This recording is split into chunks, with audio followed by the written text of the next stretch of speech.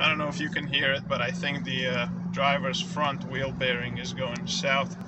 I'm cruising at 50 miles an hour and it's like a humming noise, and if I start turning, if I turn right it'll be louder, if I turn left it'll be quiet. Watch this.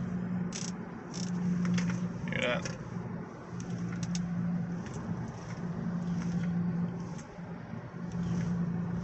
So when I turn right, I'm putting more pressure on that bearing, and it does make it louder.